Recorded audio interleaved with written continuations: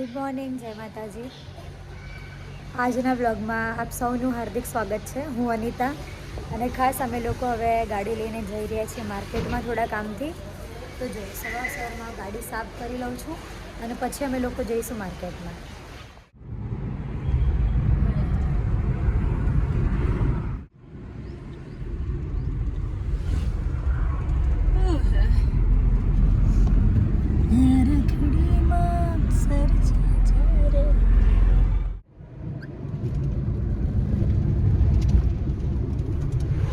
ગયા હતા પપ્પાની ઓફિસે. હવે પપ્પા અમને ડ્રેસિંગ ટેબલનો કાચ ચોઈસ કરવા માટે લઈ જાય છે.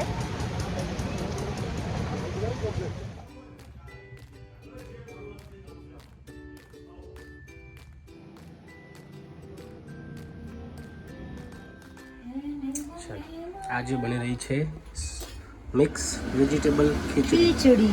એના ઇન્ગ્રેડિયન્ટ્સ યા દેખાવ.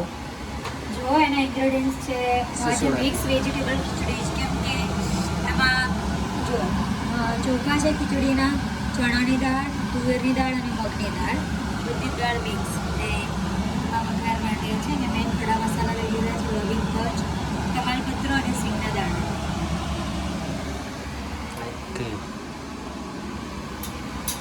તૈયાર થઈને આજે જમવાનું બનાવું છું કેમ કે આજે અમારે બહાર જવાનું છે.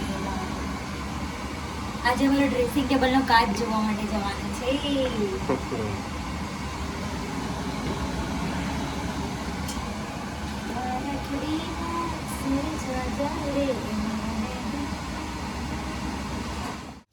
આજે બપોરનો જમવાનો ટાઈમ થઈ ગયો છે અને આજે જમવામાં મેનુ છે ટામેટાનું શાક, રોટલી અને પરાઠા, વઘારેલી મિક્સ વેજીટેબલ ખીચડી અને મમરા.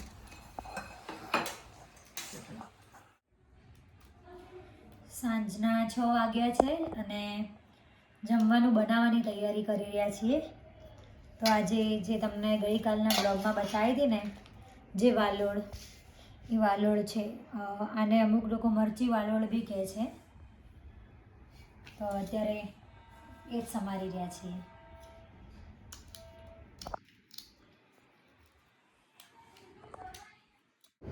રાતના વાગ્યા છે 12 અને અમે લોકો જઈ રહ્યા છીએ જલેબી ખાવા માટે. નાસ્તો ગરમ તો આપણે દેખાતા નહીં. શું નાસ્તો કરીશું ને?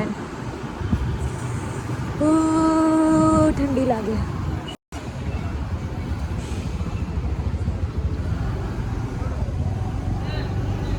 દુકાનમાં જવા દેશો શું?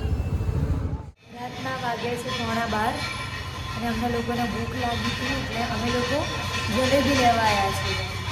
બીજું નાસ્તો કરવા જવાનું આપણે ભગીરથ ગાંધીયામાં અમે લોકો જલેબી લેવા આવ્યા છીએ અત્યારે. નહીં અહીંયા ચાલો ને ભજીયા ખાઈએ થોડા. બજરંગ ભજીયા હાઉસમાં. શું થયું? કઈ નહીં. ક્યાં હુઆ? ભજીયા ખાવા. ઠંડીમાં ગરમા ગરમ ભજીયા ખાવા આયા. ગરમા ગરમ શીરો જતો રહ્યો ભજીયા એમ. કારણ કે મરચાં લાય, ચટણી લાય. શું છે આમાં? આમાં છે ગ્રીન ચટણી, પપૈયાનું સલાડ, ગ્રીન ચટણી અને પપૈયાનું સલાડ. અને આ આંબલીની ચટણી. આંબલીની ચટણી છે. ઓકે. તો અમે આવી ગયા છીએ બજરંગ ભજીયા હાઉસમાં. તો ત્યાં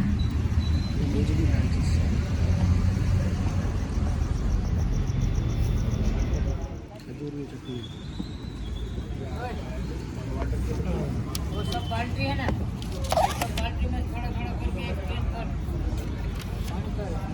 ખજૂરની ચટણી અને આ ગ્રીન ચટણી આવે. ગ્રીન ચટણી. પેલું પપૈયાવાળું આપણને મને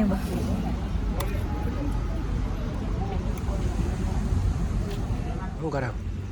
ભાવે છે બટાકાની ચિપ્સ. સાચું ભાવે.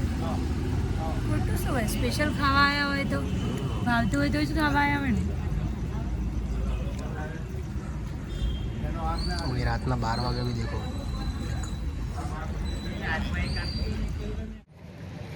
સુનાયન કેવું રહ્યું ભજીયા ખાવામાં? સારા હતા. ભાઈ બજરંગ ભજીયા હાઉસમાં રાત્રે 12 વાગ્યા છે. તમે ખાલી પાર્કિંગ જુઓ, એટલા કસ્ટમર આવે છે અહીંયા. એટલે આજના બ્લોગમાં આટલું જ. ફરીથી આવતીકાલે એક નવા બ્લોગ સાથે મળીશું. કેમ? જય માતાજી, જય શ્રી કૃષ્ણ.